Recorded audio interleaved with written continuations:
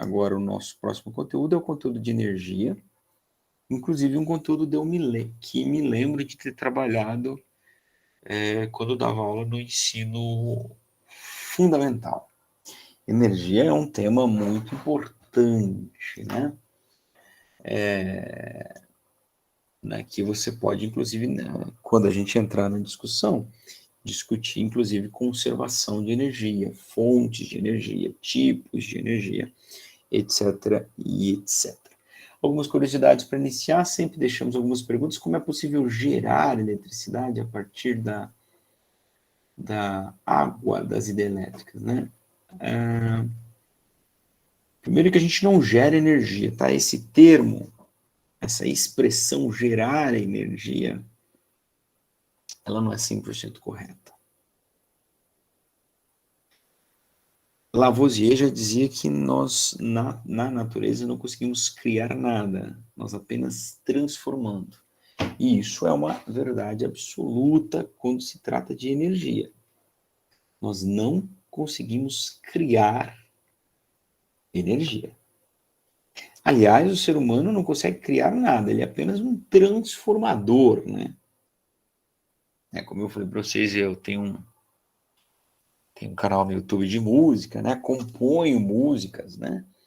Mas nunca é uma música que você compôs do zero. Sempre tem um acorde, uma sequência que tu ouviu em algum lugar, ou uma frase que tu ouviu, e não é que você coloca aquilo intencionalmente, né? Mas nós somos resultado de tudo que vimos e ouvimos. Então, quando eu vou escrever algo, uma música sobre gratidão, eu vou ali dizer frases que estão dentro de mim, né? Que eu já pensei, reflexões que eu tive, ou que geraram em mim certas coisas que vi, ouvi ou li, né? Então, há quem diga que o homem nunca consegue criar do nada. Inclusive, já que eu falei bastante sobre Jesus, né? Obviamente, né, não é uma aula sobre religião, e eu não estou falando sobre religião. Mas tem uma questão muito interessante, a questão linguística, né? Dentro do povo hebreu, né, o hebraico, sai do povo hebreu, que é o povo que dá origem ao povo de Israel, aos judeus. Né? Então, é um povo onde o cristianismo está enraizado na cultura deles, em tudo, inclusive na linguagem. E o destaque que eu queria fazer é que eles têm um termo em hebraico, o borá, né, borat, que se escreve, que significa, é um verbo que significa criar do nada. E no entendimento da língua deles, ou dos hebreus, ou de quando criaram essa língua, esse único verso, esse univerbo, a única pessoa que pode conjugá-lo seria Deus, né? Ou seria um ser superior, se você crê em alguma outra coisa. O foco para nós aqui é que o humano jamais consegue flexionar o verbo borat do hebraico, tá certo? Porque ele nunca cria do nada. Ele sempre cria a partir de alguma coisa. Inclusive, eu falei da termodinâmica, que é uma coisa belíssima. Eu estava dando aula no terceiro ano do ensino médio essa semana passada, e a gente estava falando como é interessante. Se energia não pode ser criada nem destruída, isso quer dizer que a quantidade total de energia no universo é sempre a mesma. Desde o seu início, que é, por exemplo, desde o Big Bang, e até hoje.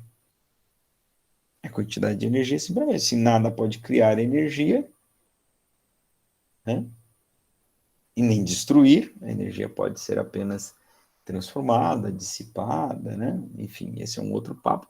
A quantidade de energia é sempre a mesma. Teve um evento que gerou toda a energia, que pode entender como o Big Bang, né? Um evento que gerou toda a energia que temos, e ela é sempre a mesma. É constante, né? O que nós fazemos é apenas converter. É possível converter um tipo de energia em qualquer outro? Então, aqui já é uma resposta um pouco profunda, né?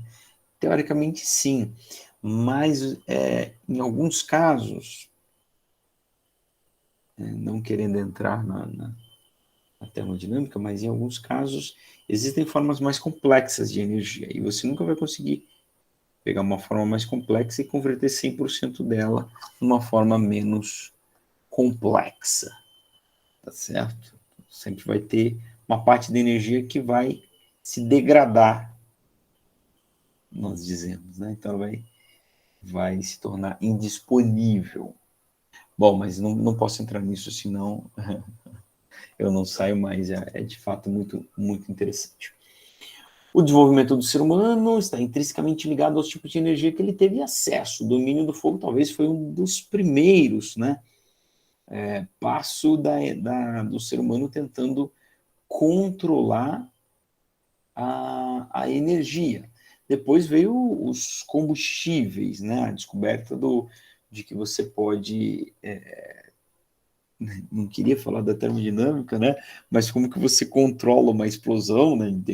Ou seja, uma máquina térmica, um motor, a combustão interna. Então, daí a utilização desse carvão não só para gerar fogo, né? Porque aqui ele já gerava fogo, né? O domínio do fogo.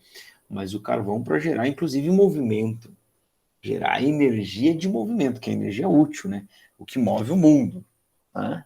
O motor é o que move o mundo. Hoje tudo, a nossa sociedade está toda se baseada nisso. Né? Então, a descoberta não só do carvão mineral, mas dos combustíveis fósseis que vão aparecer aí por aí. Depois de dominar isso, veio principalmente, né, a partir dos estudos lá de Benjamin Franklin, né, tentando desvendar o que era aquela tal coisa brilhante que rasgava o céu nos dias de chuva, né, que eram descargas elétricas, né? Então, Benjamin Franklin, ele não descobriu a eletricidade, ele tinha uma teoria, ele queria mostrar que os raios, né, os relâmpagos, consistiam de eletricidade.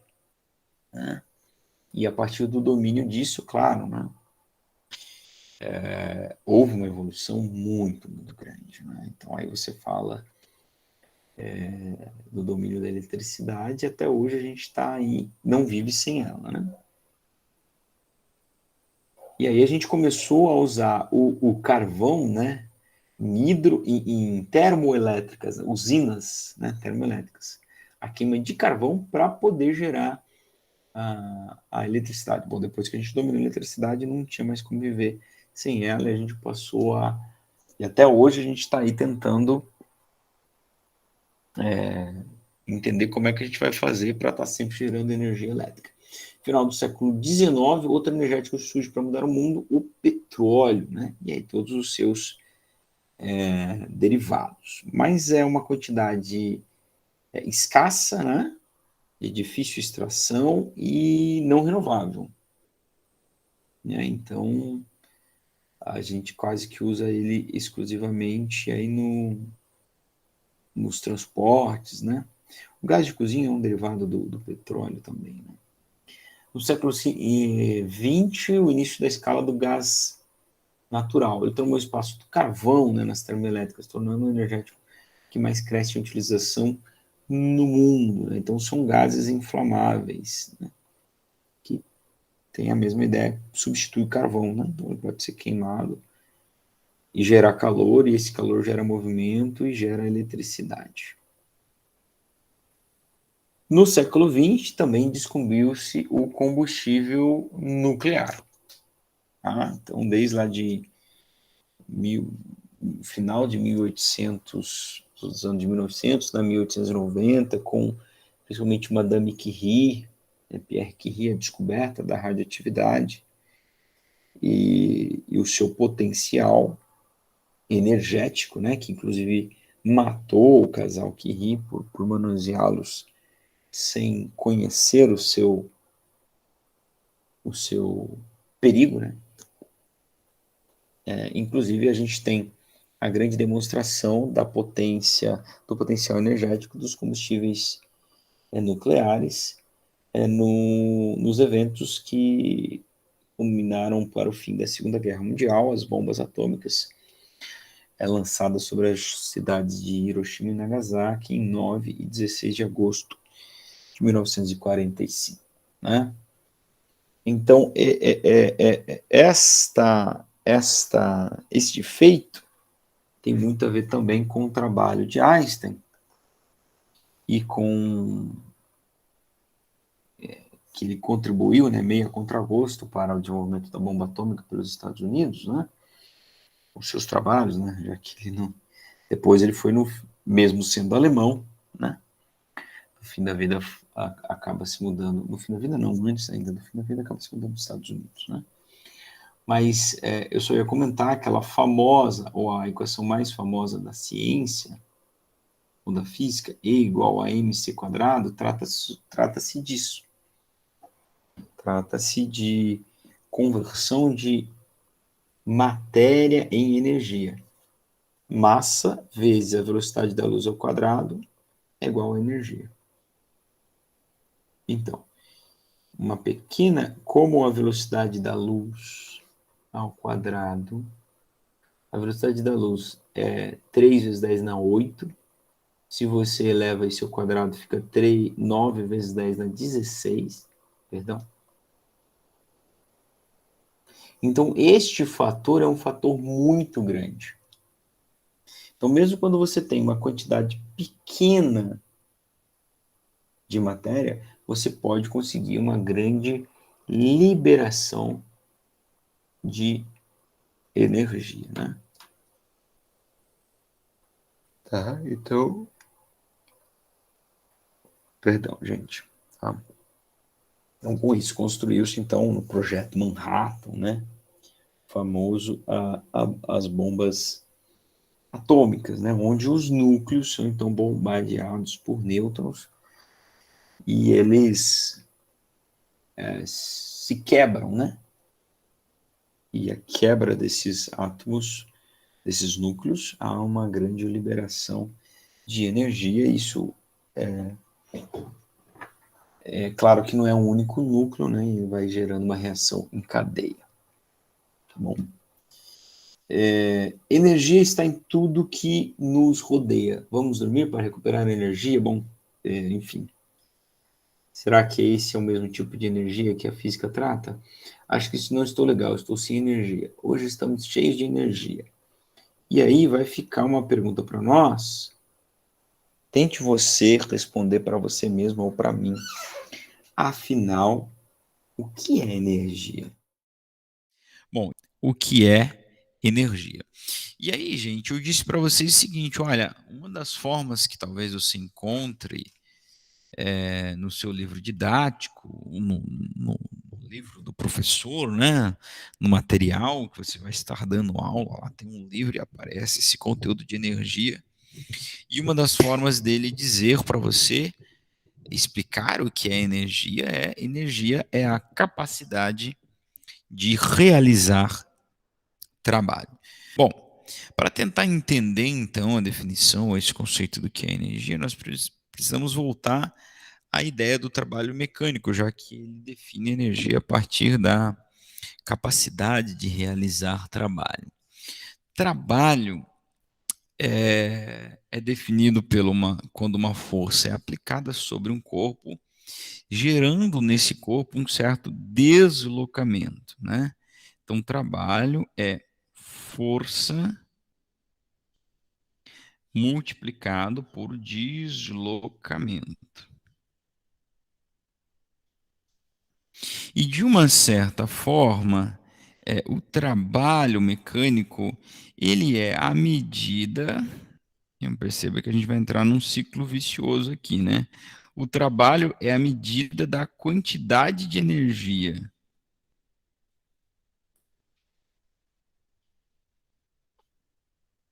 Eu falei de um ciclo vicioso, porque tu define energia em função do trabalho e agora define o trabalho em função da energia. Trabalho é a quantidade de energia consumida para realizar aquele certo deslocamento, né, com aquela força, para que aquela força realize certo deslocamento, não é? Então, eu defino energia em função do trabalho e defino trabalho em função da energia. Então, de certa forma, olha, é difícil, a gente não sabe explicar ao certo o que é o que é energia. Então tem essa explicação que você vai achar nos livros didáticos, tem outras explicações mais profundas, como por exemplo, eu tinha um professor que foi meu professor na graduação, também no doutorado, né? Eu me lembro dele dando aula no doutorado de mecânica quântica, eu acho.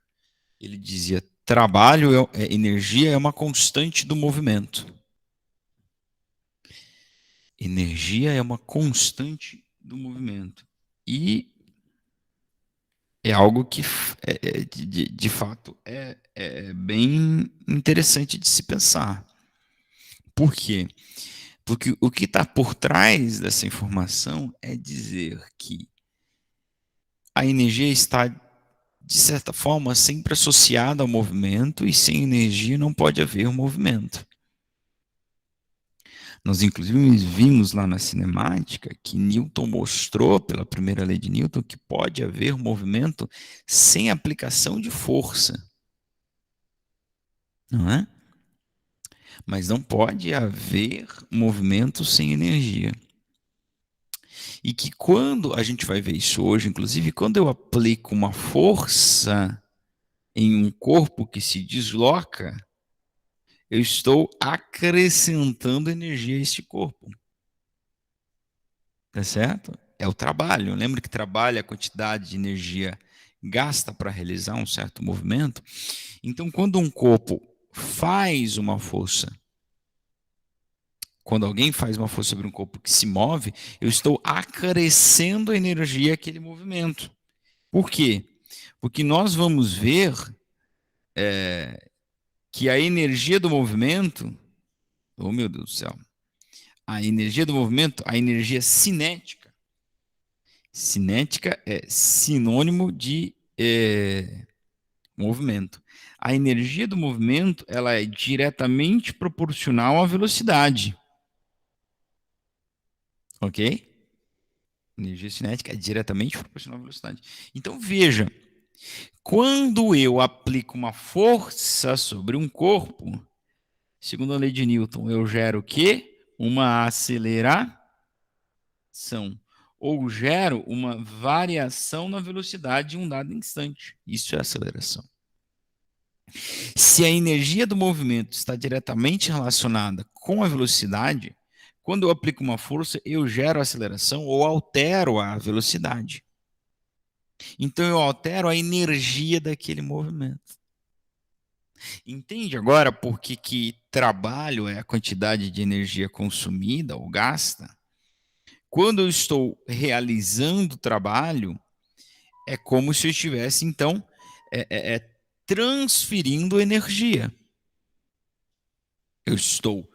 Se eu estou aplicando a força na mesma direção e sentido do movimento, eu estou aumentando a energia que o movimento tem. E o trabalho é o quanto de acréscimo na energia aconteceu. Agora, tudo bem, se você estiver fazendo uma força aplicada no sentido contrário ao deslocamento, então você está fazendo um trabalho no sentido contrário ao deslocamento. Então você não está aumentando a energia, tu está diminuindo a energia. Por quê? Vamos voltar, né, para a dinâmica. Se tu aplica uma força no sentido contrário, você está gerando uma aceleração negativa, que é uma frenagem.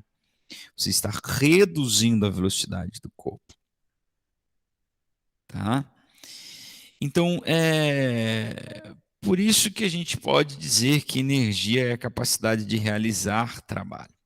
Por que é a capacidade? Porque esta energia do corpo que se move não é o único tipo de energia mecânica também. Capacidade tem a ver com, neste caso aqui também, com potencial. Potencial. E nós vamos ver que nós temos a energia dos corpos que estão em movimento, que é a energia cinética, e a energia dos corpos que podem entrar em movimento devido a uma certa quantidade de energia armazenada. A essa energia nós chamamos de energia potencial. Potencial no sentido de você, olha, aquela situação tem potencial, aquela pessoa tem muito potencial. Ele tem algo guardado que ele pode desenvolver. A partir do momento que ele já desenvolveu, não é mais potencial, não é? A partir do momento que ele está desenvolvendo, então já é energia cinética, entende? Tá? Então, eu falei por uns 15 minutos e concluo que energia é tudo isso e que nós não sabemos expressar, definir muito bem o que é energia. Tá bom?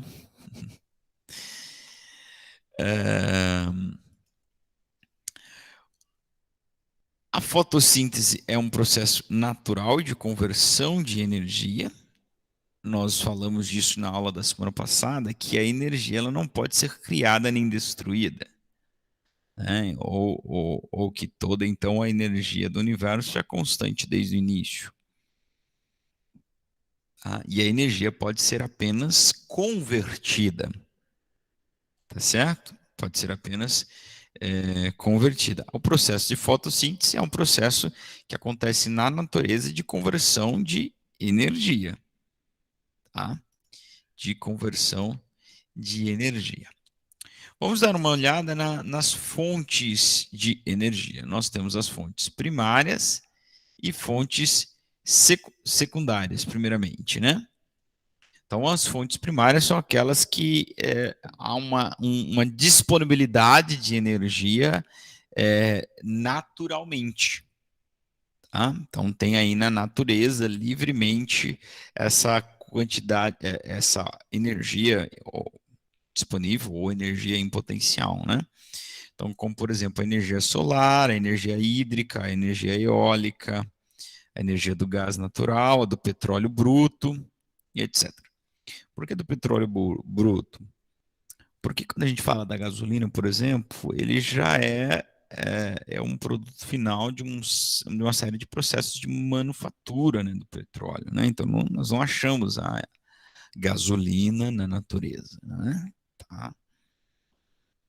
Fontes secundárias de energia são aquelas que são obtidas a partir de outras formas de energia. A partir das fontes primárias, como, por exemplo, a eletricidade. A eletricidade nós podemos obter através do sol, com as células fotovoltaicas, através da água, com as hidrelétricas, através dos ventos, com as usinas eólicas, através da queima do gás natural, com as usinas termoelétricas, tá? E até através do petróleo, ou até através da gasolina num gerador. Então, é uma fonte secundária.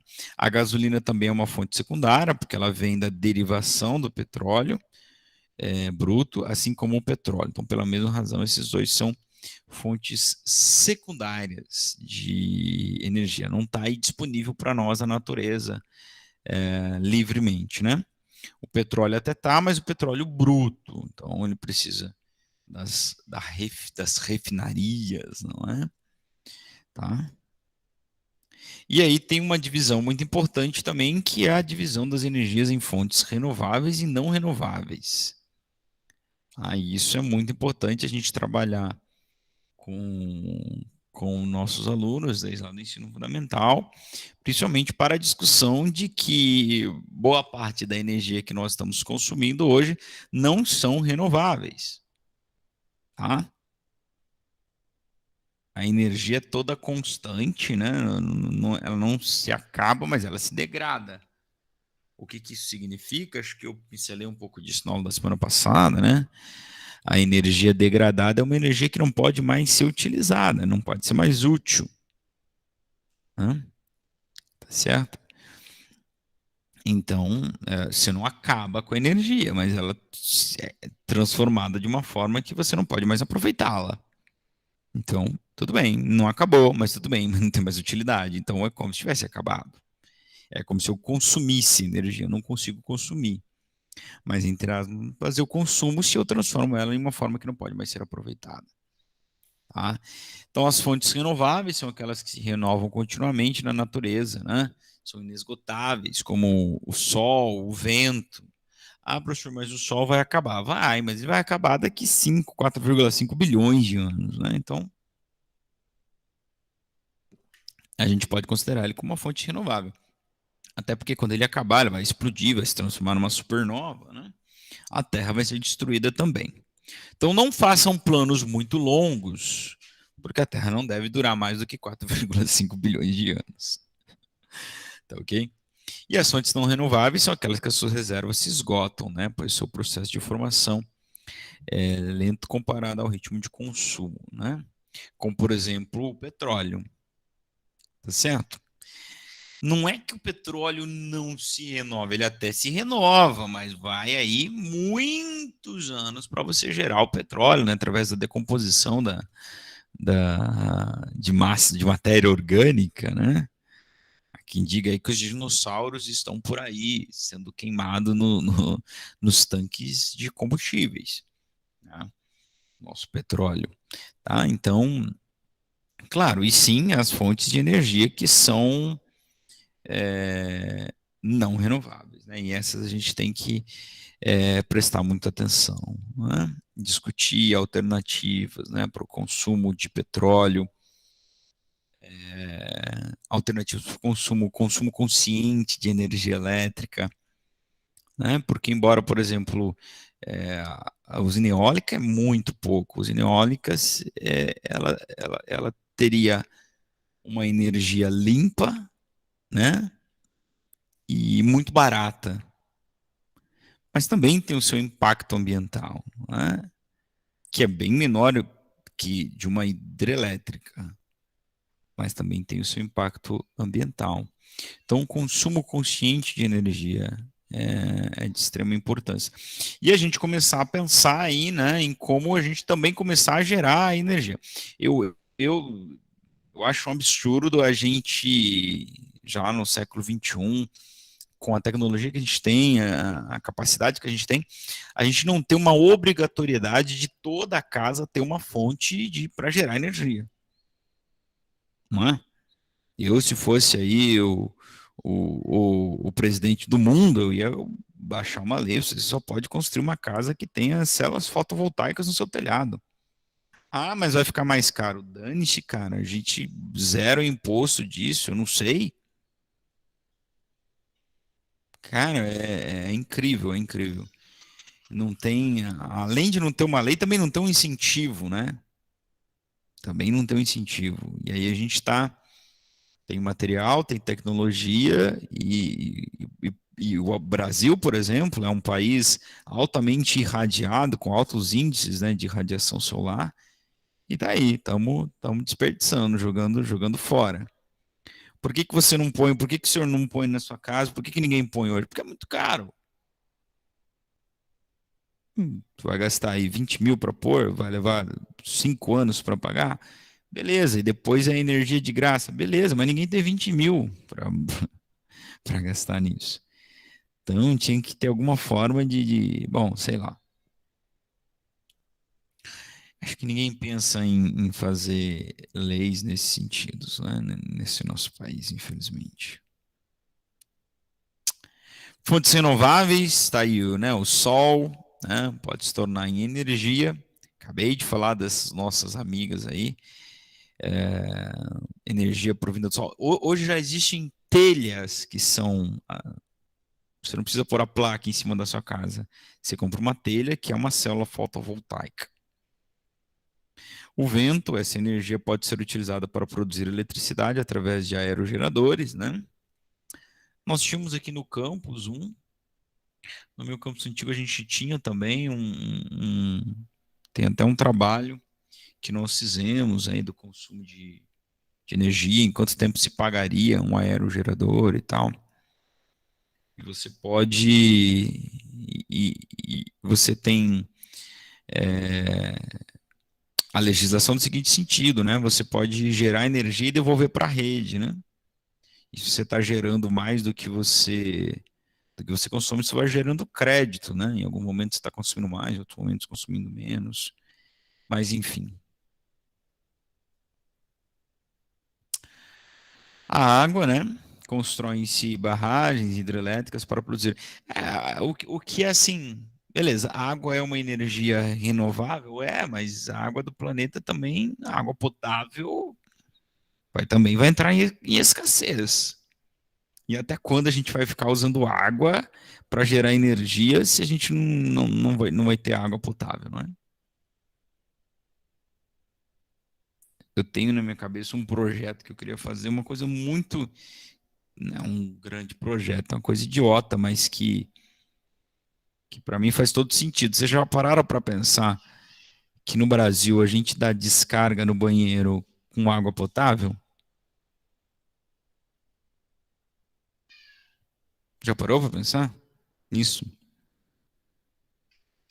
Que enquanto alguns lugares do nosso próprio país, né, a seca, crianças morrendo de desidratação, não precisa nem falar da África, né? Vamos falar do nosso próprio país. A gente se livra dos nossos dejetos com água potável.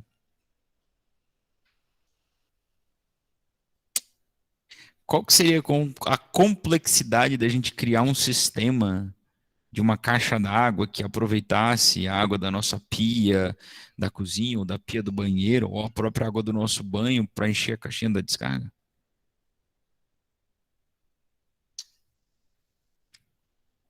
Eu acho que não seria difícil fazer. Difícil não é. A gente tem tecnologia, qualquer pedreiro conseguiria fazer uma coisa dessa, era só querer. Biomassa, aproveitamento da energia acumulada nos combustíveis e em plantas de elevado teor energético. As fontes não renováveis, gás natural, petróleo, carvão mineral, né? Então, são formas que vão se acabar, né? Enquanto a gente não extrair e se ganhar dinheiro até com a última gota do petróleo, ele vai estar aí reinando e mandando no mundo, né?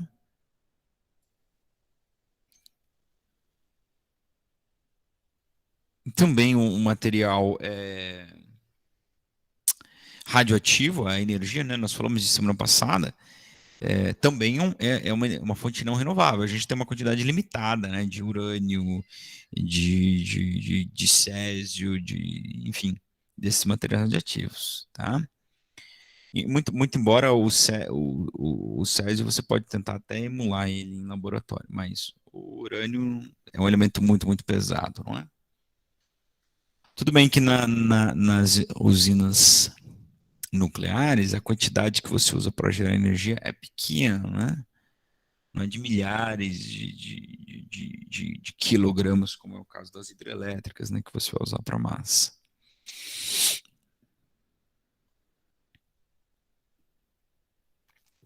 As formas de energia, nós temos aqui várias, né? A energia térmica, energia associada à troca de calor entre corpos, né? A energia química associada às reações químicas ou à quebra de ligações, que são existentes em toda matéria. Toda matéria tem energia química acumulada, tá?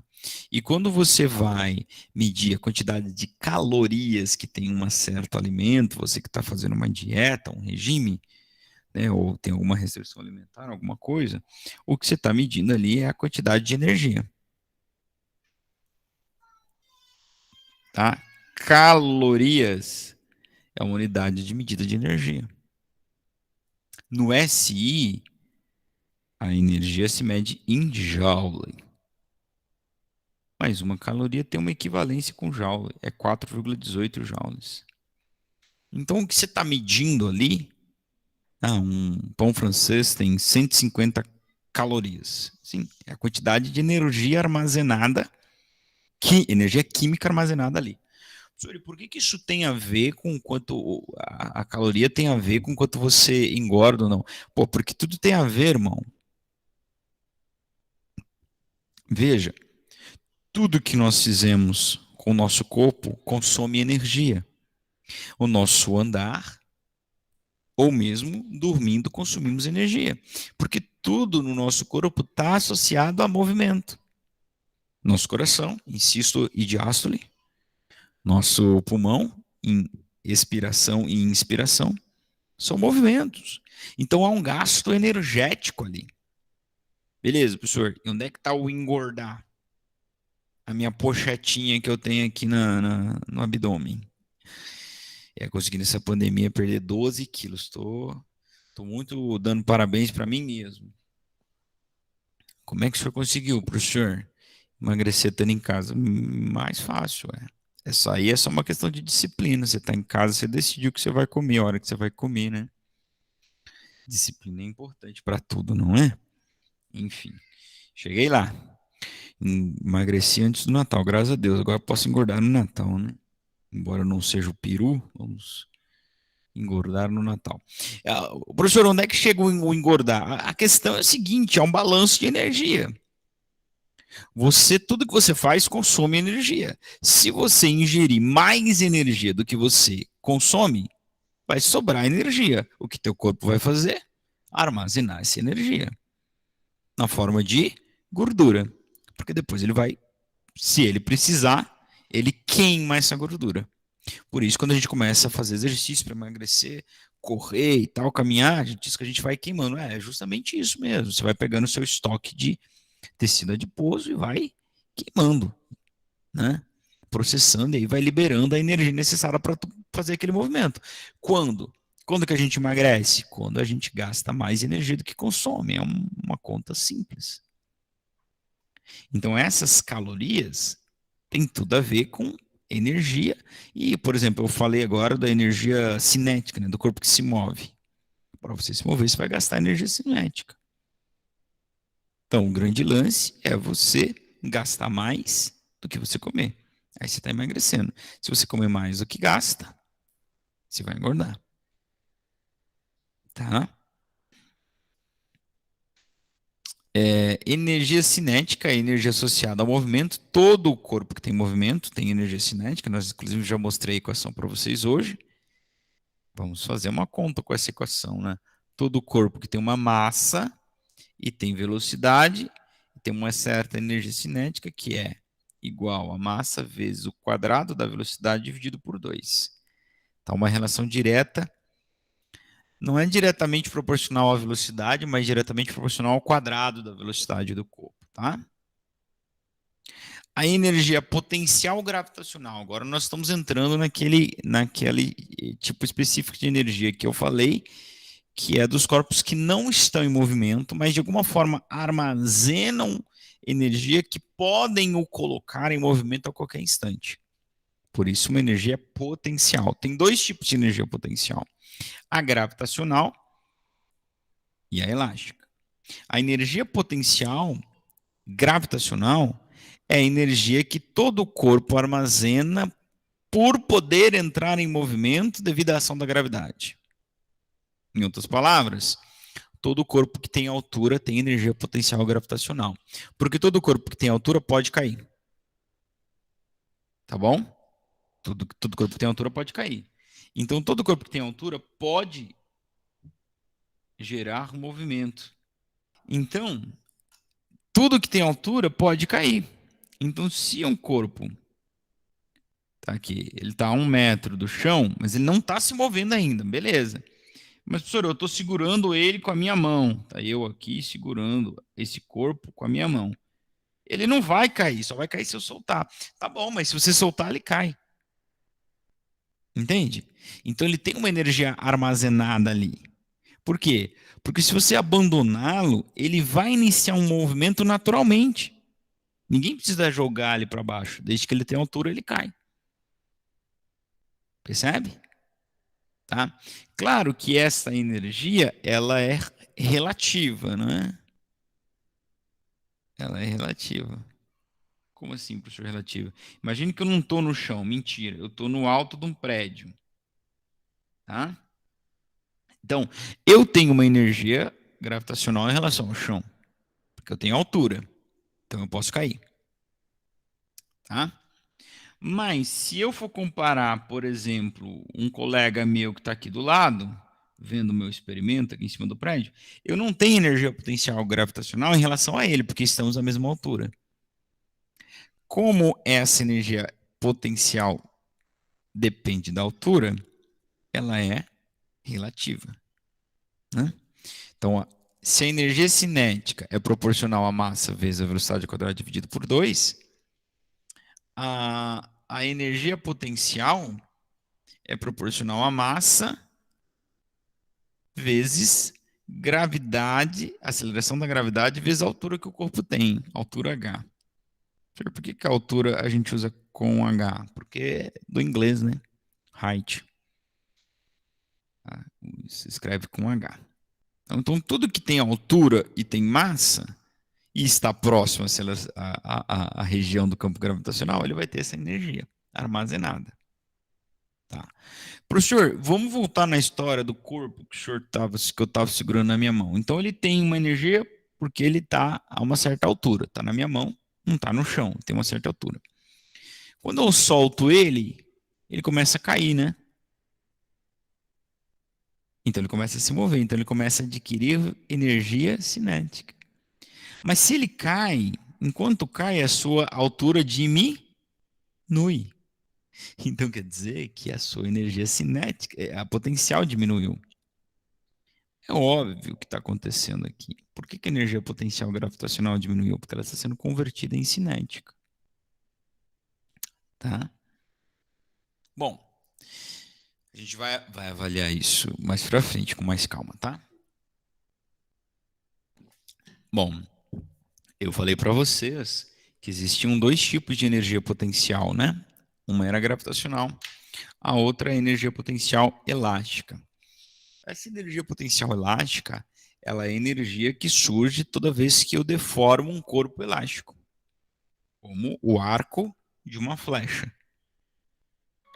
Tá? Toda vez que eu deformo um corpo elástico, eu armazeno ali energia potencial. Por quê? Então, eu sou um arqueiro lá. Puxei, deformei o arco.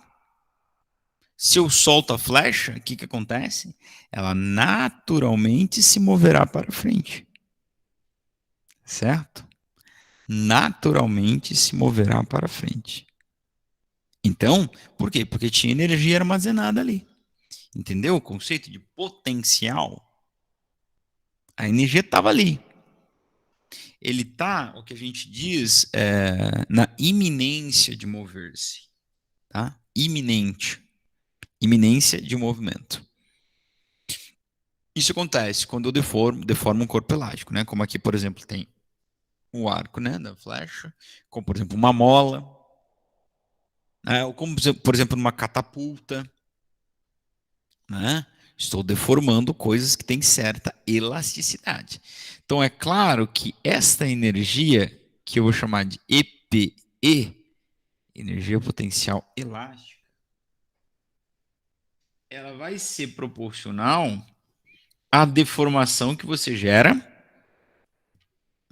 e vai ser proporcional a uma constante que vai medir o quão elástico é o corpo que tu está deformando, né?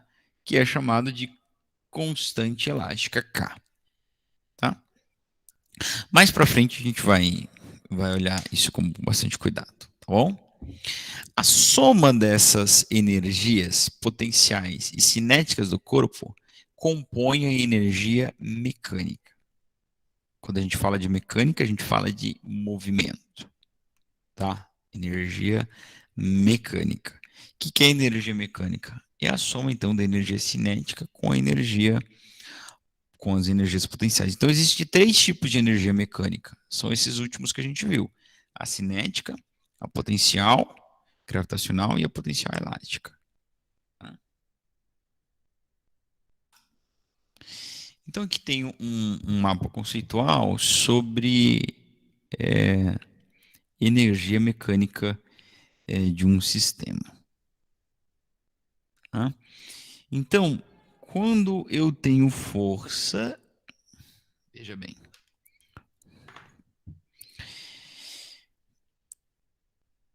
a energia mecânica de um sistema físico é produzida pela ação de forças, certo? Que modificam o movimento do corpo, movimento dos corpos do sistema. Nós temos energia cinética dos corpos do sistema, energia cinética de rotação e translação. Tá? E isso é quando elas modificam o movimento do corpo.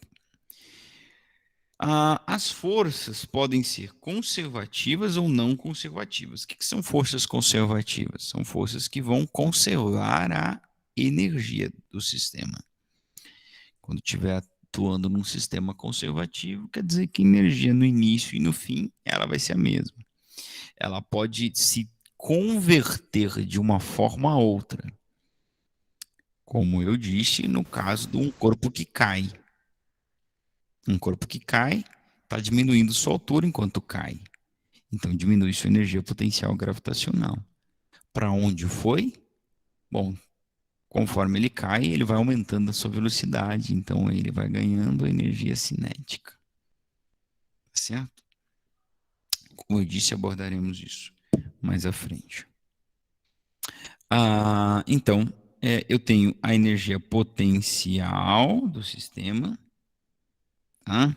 Que pode ser gravitacional ou elástica. Tá? E nos sistemas conservativos, nós temos modificações, transformações reversíveis do tipo de energia. Né? Quando a gente estiver falando de forças não conservativas, tá? A gente, por exemplo, no caso da força de atrito, é aquela história que eu disse para vocês anteriormente, que eu estou convertendo, fazendo conversões da energia em formas que não são úteis.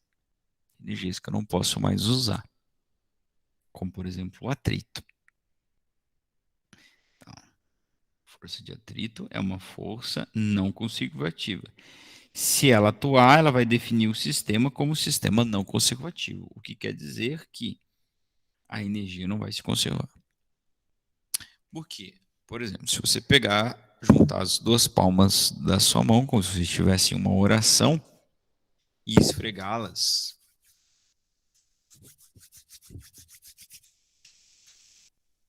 Vocês ouviram um barulho? Sim. Sabe por quê? Porque a minha energia mecânica do movimento das mãos foi parcialmente convertida em som pelo atrito das duas mãos. Tá? Outra coisa que acontece, se você fizer esse experimento aí, esse magnífico experimento, grandiosíssimo experimento, perceberás que a sua mão esquenta. Por quê? Porque parte da energia do movimento das mãos também foi convertida em calor. Calor, som, são formas não úteis de energia. Eu não consigo aproveitá-las. Tá? Então a energia dissipou-se nesse caso. Eu não consigo mais entrar num processo reversível de energia. Tá? Como um sistema conservativo. Toda a energia potencial virou cinética ao final. Se eu lançar ele do chão com a mesma energia, ele pode se transformar toda a energia cinética em altura, na altura que ele tinha. Pode se transformar em energia potencial. Se não existir forças dissipativas, se eu tiver num sistema conservativo. Bom, muito bem. Vamos resolver algumas questões aqui teóricas e depois nós vamos entrar nas equações que eu falei para vocês das energias, tá? Cinética, potencial gravitacional, potencial elástica. Essa aqui, ó, do Cefet Paraná, é o exercício número 1 de hoje, diz o seguinte: dentre as citadas, assinale a alternativa que contém apenas as fontes de energias renováveis mais utilizadas no Brasil. Perdão. Hidráulica, lenha e biomassa. São as que mais são utilizadas no Brasil. Tá? Eólica ainda muito pouco, hidrelétrica bastante, né? Solar ainda muito pouco, solar muito pouco, eólica muito pouco, álcool também. Aliás, nós estamos falando só das renováveis, né? Então, preste atenção nisso aí. Questão número 2. Ele fala assim: a figura ao lado mostra o esquema simplificado de uma usina hidrelétrica. A respeito do funcionamento de uma hidrelétrica e dos conceitos físicos envolvidos, marque a alternativa correta. O que acontece numa hidrelétrica? Se você perceber, uma hidrelétrica ela vai estar sempre próxima a uma queda d'água, tá? Porque ele vai se valer da energia potencial gravitacional da água, enquanto a água cai, vai se transformando em energia cinética, tá? E essa água com bastante energia cinética vai ser represada para dentro de um gerador. Ela vai passar nas pás de um gerador e vai movimentar. Lá, a partir do momento que eu gero movimento, eu estou gerando energia. Tá? O gerador nada mais é do que um ímã dentro de um campo elétrico. Tá? Se você girar ali, você gera corrente elétrica. Se você gerar corrente elétrica, você está gerando energia elétrica. Tá? O conceito de um gerador é um conceito que nós não abordamos aqui, porque faz parte de uma física um pouquinho mais, né? A gente não cabe dentro do ensino fundamental, né? É mais lá, sempre a gente estuda isso no final do ensino fundamental, mas é algo bem interessante, né? A descoberta de que um campo elétrico, um campo magnético oscilante pode gerar corrente elétrica, né? Então, daí você juntou a eletricidade com o magnetismo e gerou, então, o eletromagnetismo. Então, a partir do momento que eu consegui girar o gerador, eu gerei energia. Tá? Essa é sempre a função das hidrelétricas, das usinas. Fazer de tudo para girar o gerador, né? Nas termoelétricas, a gente usa algum combustível para queimar a água e usa daí o vapor de água para girar o gerador. Tá? Bom, a resposta da questão é a letra A, que diz que a função principal da água é fazer girar a turbina do gerador. Tá?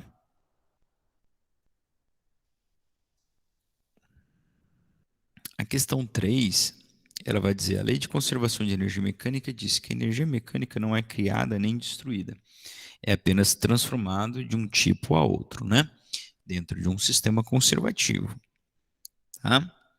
Então, você não, a energia mecânica no início e no fim é sempre a mesma. Então, pode-se concluir que os tipos de transformações de energia que ocorrem em uma usina hidrelétrica são, respectivamente, potencial gravitacional para a cinética, enquanto a água vai caindo, né? Então, por isso que você tem uma barragem, uma represa, uma certa altura, uma queda d'água, né? Tá? Então, pense em Itaipu, né? Onde é que fica Itaipu? Lá nas cataratas, né? Coincidência? Não. Então, a energia potencial gravitacional vai se transformando em cinética ao longo da queda, e essa energia cinética vai passar girando a turbina do gerador. Tá? Então, a resposta correta é a letra A.